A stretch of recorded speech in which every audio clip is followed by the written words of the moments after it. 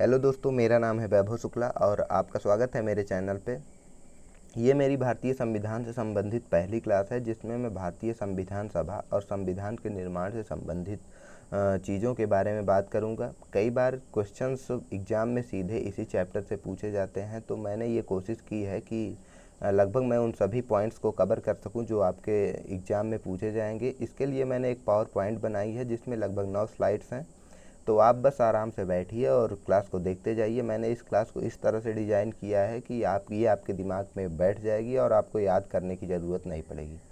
तो भारतीय संविधान सभा और संविधान का निर्माण, जैसा कि इस टॉपिक का नाम आप देख सकते हैं और इसके नीचे ये 2 स्लाइड्स हैं जिसे मैंने लगाया है। ये भारतीय संविधान सभा की है और ये भारतीय संविधान के कुछ महानुभाव हैं जो बैठे हुए हैं एक साथ। तो आइए चलते हैं अपनी नेक्स्ट स्लाइड पे।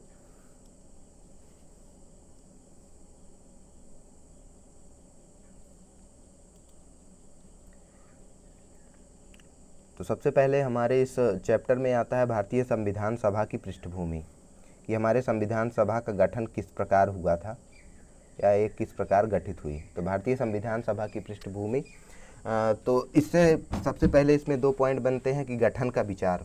गठन के विचार में भारतीय संविधान सभा के गठन का प्रस्ताव और गठन का विचार। तो गठन का विचार 1934, ये दोनों चीज़ें एक ही साल में हुई थी, 1934 में। 1934 में ही स्वराज पार्टी ने संविधान सभा के गठन का प्रस्ताव रखा था और उसी साल 1934 में ही एम.एन. राय द्वारा भारतीय संविधान सभा के गठन का विचार रखा गया था। तो प्रस्ताव अगर पूछा जाता है, ये पॉइंट आप यहाँ पे हाईलाइट करेंगे कि अगर प्रस्ताव पूछा जाता है तो आप स्वराज पार्टी का नाम लेंगे, और अगर पूछा जाता है कि इसका विचार किसने रखा था तो एम.एन. राय द्वारा। ये मैंने लगाई है महात्मा गांधी की 1930 की दांडी मार्च की फ़ोटो। इससे आप यहाँ से कनेक्ट कर पाएंगे कि 1930 के 4 साल बाद, लगभग महात्मा गांधी के दांडी मार्च के 4 साल बाद, भारतीय संविधान सभा का गठन का विचार या प्रस्ताव 1934 में रखा गया था, जिसके 12 साल बाद भारतीय संविधान सभा का गठन हुआ। फिर इसके बाद आता है अगला अगस्त प्रस्ताव, जो भारतीय संविधान सभा के गठन में एक महत्वपूर्ण पॉइंट है, महत्वपूर्ण बिंदु है।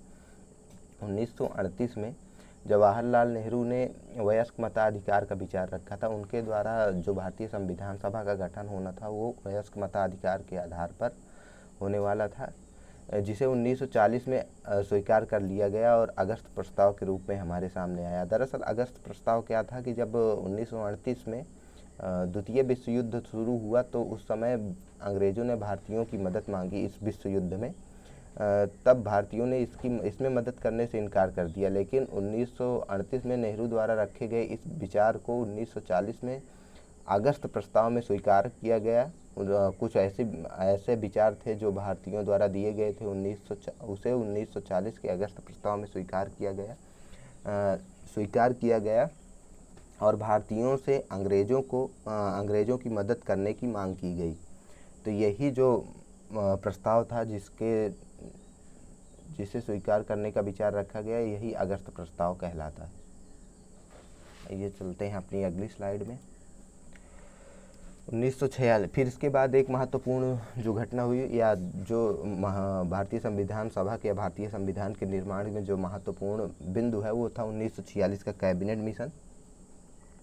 1946 में एक मिशन भारत आया जिसने भारतीय संविधान सभा के गठन का रास्ता प्रशस्त किया और इसे कैबिनेट मिशन के नाम से जाना जाता है। इसके पहले 1942 में क्रिप्स मिशन भारत में आ चुका था, लेकिन जैसा कि आप लोग जानते हैं कि महात्मा गांधी ने उसके बारे में कहा था कि यह एक बैंकरप्ट हो चुके बैंक का पोस्ट डेटेड चेक है। मतलब ये ऐसा चेक है जिसके बैंक की अवधि समाप्त हो चुकी है। फिर इसके तो 1946 में एक कैबिनेट मिशन आया। इस समय तक लगभग पक्का हो चुका था कि अंग्रेज़ भारत को छोड़कर जाने वाले हैं,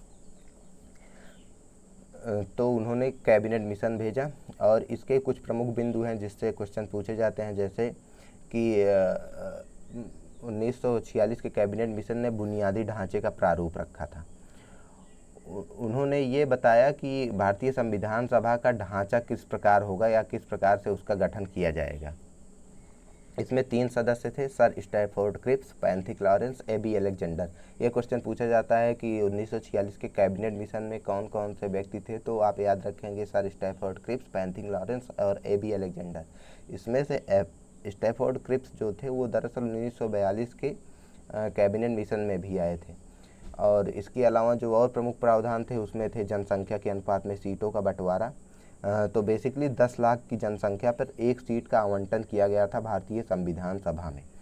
ये क्वेश्चन पूछा गया है कि भारतीय संविधान सभा में कितने जनसंख्या पर एक सीट का आवंटन हुआ था, तो आप याद रखेंगे 10 लाख जनसंख्या पर एक सीट का आवंटन हुआ था। और इसके अलावा ये पूछा जाता है कि संविधान सभा किस प्रकार की सभा थी, क्या यह एक इलेक्टेड सभा थी, मतलब चुनाव के द्वारा यहाँ के व्यक्ति चुने गए थे, तो नहीं, यह एक आंशिक रूप से चुनी हुई और आंशिक रूप से नामांकित संस्था थी। आंशिक रूप से नामांकित संस्था थी, ना ये डायरेक्टली इलेक्टेड सभा नहीं थी। आइए चलते हैं अपनी अगली स्लाइड पे। फिर आता है संविधान सभा की कार्यविधि। संविधान सभा की पहली कार्यविधि में आप देखेंगे कि 9 दिसंबर 1946 को भारतीय संविधान सभा की पहली बैठक हुई। इसे पेपर में कई अलग अलग नामों से पूछा जाता है, प्रथम बैठक, सच्चिदानंद सिंह प्रथम बैठक, या फिर पहली बैठक कब हुई, या प्रथम सेशन कब से शुरू हुआ, या भारतीय संविधान सभा ने अपना कार्य किस दिन से प्रारंभ किया। तो कुछ भी पूछा जाए आप ये डेट याद रखेंगे, 9 दिसंबर 1946। और यह एक बहुत ही महत्वपूर्ण दिन था। आप इसका अंदाज़ा इस बात से लगा सकते हैं कि ये जो आप फोटो देख रहे हैं ये दरअसल 1977 के मद्रास में आए हुए अकाल से संबंधित है। उस समय मद्रास में इतना बुरा अकाल पड़ा हुआ था कि लोग मुर्दाखोर हो गए थे, वो एक दूसरे को खा रहे थे। ये जो आप बूढ़ा सा आदमी देख रहे हैं दरअसल उस समय के एक व्यक्ति है जो अपने परिवार के साथ बैठा हुआ है और उन्हें मुर्दाखोरों से बचा रहा है, लंठई कर।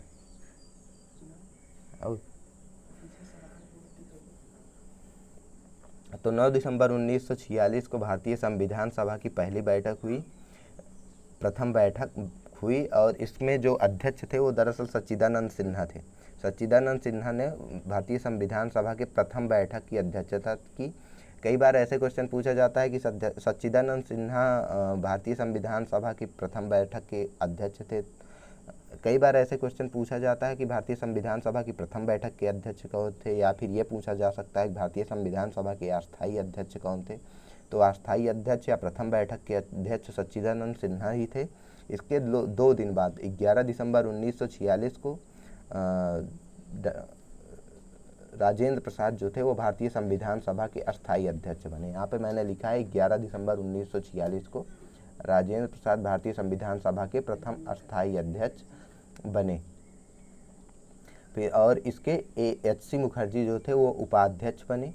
एच.सी. मुखर्जी उपाध्यक्ष और बी.एन. राव सलाहकार बने। बी.एन. राव और एम.एन. राव में आप अंतर रखेंगे। बी.एन. राव जो थे वो भारतीय संविधान सभा के सलाहकार थे, जबकि 1934 में एम.एन. राय 1934 में बनी हुई 1934 में एम.एन. राय ने भारतीय संविधान सभा के गठन का प्रस्ताव सबसे पहले रखा था। फिर इसके बाद आइए चलते हैं अपनी अगली स्लाइड में। संविधान सभा की कार्य समितियाँ, तो जो भारतीय संविधान सभा थी वो कुछ कार्य समितियों की मदद से अपने कार्य को संपादित कर रही थी या कर रही थी। मतलब कह सकते हैं कि उन्होंने अपने कार्य को छोटी छोटी समितियों में बांट दिया था, जिससे कार्य करने में आसानी हो रही थी। तो इन समितियों के नाम के साथ कई बार ये पूछा जाता है कि इसके अध्यक्ष कौन थे, तो आप इन अध्यक्ष को याद रखेंगे। वैसे तो कई समितियाँ थी, लेकिन मैंने लगभग 6 समितियाँ ऐसे इकट्ठा की हैं जो मुख्य रूप से पूछी जाती हैं, महत्वपूर्ण है। अगर आप ये याद रखेंगे तो समितियाँ अक्सर मिलान के क्वेश्चन में पूछी जाती हैं, तो उस समय आप इन चीज़ों को 1 2 3 करके ऐसा करके मिला के इसको अपने क्वेश्चन को आसान बना पाएंगे और अपने क्वेश्चन को सही कर पाएंगे। तो यहाँ पे एक पॉइंट याद रखिएगा कि जितने भी संघ से संबंधित समितियाँ थीं उसके अध्यक्ष मुख्यतः जवाहरलाल नेहरू थे। प्रांत से संबंधित संविधान समितियों के अध्यक्ष सरदार वल्लभ भाई पटेल थे। यहाँ पे देख सकते हैं पहले 3। संघ शक्ति समिति के अध्यक्ष जवाहरलाल नेहरू जो थे वो संघ शक्ति समिति के अध्यक्ष थे। संघीय संविधान समिति ये भी संघ से संबंधित है, इसके अध्यक्ष थे जवाहरलाल नेहरू। फिर इसके बाद आता है प्रांतीय संविधान समिति, इसके अध्यक्ष थे सरदार वल्लभ भाई पटेल। सरदार वल्लभ भाई पटेल। इसके अलावा आप याद रखने के लिए एक पॉइंट और याद रख सकते हैं कि भारतीय प्रांतीय संविधान समिति के अध्यक्ष सरदार वल्लभ भाई पटेल क्यों थे, क्योंकि उन्हें लौह पुरुष कहा जाता है, क्योंकि उन्होंने 562 देशी रियासतों या प्रांतों को इकट्ठा करके अखंड भारत का निर्माण किया था। तो प्रांतीय संविधान समिति के अध्यक्ष सरदार वल्लभ भाई पटेल हैं। फिर इसके बाद आता है प्रारूप समिति। मुझे नहीं लगता कि ये किसी को बताने की जरूरत है। प्रारूप का बेसिक मतलब ये है कि भारतीय संविधान का प्रारूप क्या होगा, या उसका निर्माण, या उसका किस प्रकार से वो लिखा जाएगा, या किस स्ट्रक्चर, किस ढांचे में उसको ढाला जाएगा। तो इस प्रारूप समिति के अध्यक्ष थे वो सरदार डॉक्टर भीमराव अंबेडकर थे। प्रारूप समिति के अध्यक्ष डॉक्टर भीमराव अंबेडकर थे। तो इसमें अन्य सदस्य थे। ये प्रारूप समिति मुझे लगता है संविधान सभा की सबसे महत्वपूर्ण समितियों में से एक थी, और इससे कई बार क्वेश्चन पूछे जाएंगे, तो इसलिए मैंने इसे अपनी अगली स्लाइड्स में भी ऐड किया है। फिर इसके बाद आता है मूल अधिकार एवं अल्पसंख्यक संबंधी समिति। 1931 का अगर भारतीय संविधान 1931 का अगर आपको कांग्रेस का कराची अधिवेशन याद हो, तो उसमें सरदार वल्लभ भाई पटेल ने अध्यक्षता की थी। और उसकी विशेषता क्या थी? उसकी विशेषता ये थी कि सरदार वल्लभ भाई पटेल ने मूल अधिकारों से संबंधित अपने विचारों को उसमें रखा था। हाँ, चलते हैं। सरदार वल्लभ भाई पटेल ने मूल अधिकारों से संबंधित अपने विचार को उस अधिवेशन में रखा था। तो आप इन दोनों पॉइंट को कनेक्ट करेंगे कि मूल अधिकार एवं अल्पसंख्यक संबंधी जो समिति थी, इसके अध्यक्ष थे सरदार वल्लभ भाई पटेल। और इसके अलावा 1931 का जो भारतीय संविधान कांग्रेस का गठन था, 1931 में जो भारतीय कांग्रेस का कराची अधिवेशन था, उसकी भी अध्यक्षता की थी सरदार वल्लभ भाई पटेल ने, और उसमें भी उन्होंने मूल अधिकार से संबंधित विचार रखा था। फिर इसके बाद आता है प्रक्रिया नियम व संचालन समिति, जिसकी अध्यक्षता की थी डॉक्टर राजेंद्र प्रसाद ने। राजेंद्र प्रसाद को कायदे आजम भी कहा जाता है। इनका ये नाम दिया था महात्मा गांधी ने। दरअसल कायदे आजम उन्हें क्यों कहा जाता है? क्योंकि वो हर काम बड़े सलीके से एक के बाद एक करते थे। शायद इसीलिए उन्हें प्रक्रिया नियम व संचालन समिति का अध्यक्ष बनाया गया था, क्योंकि वो चीज़ों को सही ढंग से करने में माहिर थे। फिर आइए चलती हैं अपनी अगली स्लाइड में। प्रारूप समिति, जैसा कि मैंने बताया था, प्रारूप समिति एक बहुत ही महत्वपूर्ण समिति। इसमें कुल 7 सदस्य थे। ध्यान रखिएगा, ये क्वेश्चन में कई बार कंफ्यूज किया जाता है। आपसे पूछा जाएगा प्रारूप समिति में अध्यक्ष के अलावा कितने सदस्य थे, तब आप याद रखेंगे अध्यक्ष के अलावा टोटल 6 सदस्य थे। अगर पूछा जाता है टोटल कितने सदस्य थे, तब 7 सदस्य थे। तो इनमें से कई बार नाम भी पूछे जा सकते हैं जैसे, तो इसको याद रखने के लिए आप यहाँ पे नोटिस करेंगे कि लगभग इन 7 में से एक डॉक्टर अंबेडकर इसके अध्यक्ष ही हो गए। तो बचे 6 में से 4 के नाम जो हैं वो भगवान कृष्ण के नाम पे हैं। जैसे गोपाला स्वामी अयंगर, गोपाल कृष्ण से संबंधित है। अल्लादी कृष्णा स्वामी अयंगर, अय्यर, अल्लादी कृष्णा स्वामी अय्यर, इसमें कृष्ण भी कृष्ण से संबंधित है। फिर इसमें माधव राव, माधव कृष्ण से संबंधित है। फिर कृष्णमाचार्य।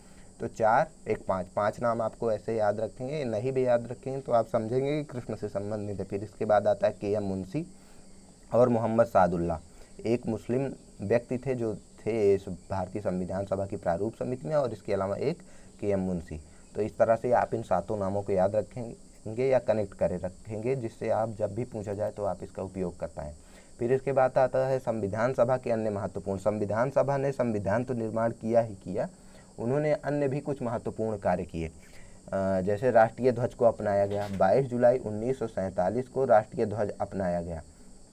तो राष्ट्रीय ध्वज, जैसे इसको याद रखने के लिए आप ये पॉइंट याद रखेंगे कि भारतीय संविधान 15 अगस्त 1947 को लाल किले से भारतीय ध्वज लहराया गया था। तो 15 अगस्त 1947 को अगर लहराया गया तो इसे 22 जुलाई 1947 को स्वीकार कर लिया गया। फिर इसके बाद आता है राष्ट्रीय गान व गीत, इसे 24 जनवरी 1950 को अपनाया गया। तो राष्ट्रीय गान व गीत 15 अगस्त 1947 को जब भारत आज़ाद हुआ तब नहीं गाया गया था। इसे कब गाया गया था? इसे 26 जनवरी 1950 को गाया गया था। क्यों? क्योंकि इसे 24 जनवरी 1950 को अपनाया गया था। तो ये दोनों पॉइंट आप याद रखेंगे। इसके अलावा 24 जनवरी 1950 को ही डॉक्टर राजेंद्र प्रसाद भारतीय संविधान के अध्यक्ष बने, और 26 जनवरी 1950 को राष्ट्रीय प्रतीक चुना गया। फिर इसके बाद एक लास्ट पॉइंट, 23 अगस्त 1946 को भारतीय अंतरिम सरकार का गठन किया गया। अंतरिम सरकार क्या थी? अंतरिम सरकार दरअसल वो सरकार थी जो तब तक भारत देश का कार्यप्रणाली को संभालती जब तक प्रथम चुनाव नहीं हो जाते थे या जब तक भारतीय संविधान का निर्माण ना हो जाता। इतने पॉइंट आप याद रखेंगे। आइए चलते हैं अपने अगली स्लाइड में। इसके अलावा महत्वपूर्ण बिंदु कुछ हैं जिनसे कई बार क्वेश्चन पूछा जाता है, डायरेक्टली क्वेश्चंस पूछे जाते हैं, तो आप इनको भी याद रखेंगे या इनको भी कनेक्ट करके रखेंगे, जिससे याद क्या रखना है, कनेक्ट रखना है, जिससे जब भी ये क्वेश्चन पूछे जाएँ तो आप इनका उपयोग कर सकें। जैसे भारतीय संविधान 26 जनवरी 1949 को अपनाया गया। इसके कुछ पॉइंट 26 जनवरी 1949 को अपनाया गया। जब ये अपनाया गया तब इसमें 395 अनुच्छेद, 22 भाग और 8 अनुसूचियाँ थी। ये सभी को याद होंगी क्योंकि हम लोगों ने ये बचपन से ये पढ़ते आ रहे हैं। 395 अनुच्छेद, 22 भाग, 8 अनुसूचियाँ। आप इसको रट डालेंगे या जैसे भी याद रखेंगे। फिर इसके बाद आता है प्रस्तावना। प्रस्तावना दरअसल भारतीय संविधान प्रस्तावना पूर्ण संविधान लागू होने के बाद ही लागू हुई थी। मतलब ये 26 जनवरी 1950 के बाद लागू हुई थी, प्रथम गणतंत्र दिवस के बाद लागू हुई थी। फिर इसके बाद आते हैं डॉक्टर भीमराव अम्बेडकर। इनके बारे में कुछ पॉइंट्स हैं जो आपको याद रखने चाहिए। जैसे भारतीय संविधान के पिता कहे जाते हैं और इन्हें आधुनिक मनु कहा जाता है। आधुनिक मनु क्यों कहा जाता है? क्योंकि दरअसल मनु महाराज एक ऐसे व्यक्ति थे जिन्होंने हिंदू धर्म की कह सकते हैं लीगल बुक जो थी लिखी थी कि भारतीय हिंदू धर्म में आपके किन नियमों या प्रेत नियमों का पालन करना होगा या किन नियमों से यह गाइड होगा। तो डॉक्टर भीमराव अम्बेडकर को आधुनिक मनु कहा जाता है। इन्हें संविधान का पिता भी कहा जाता है। आइए चलते हैं अपनी अगली स्लाइड में। बस, धन्यवाद। मिलते हैं अपने अगली क्लास में। आई होप कि ये क्लास आपको मदद करेगी अपने एग्जाम में।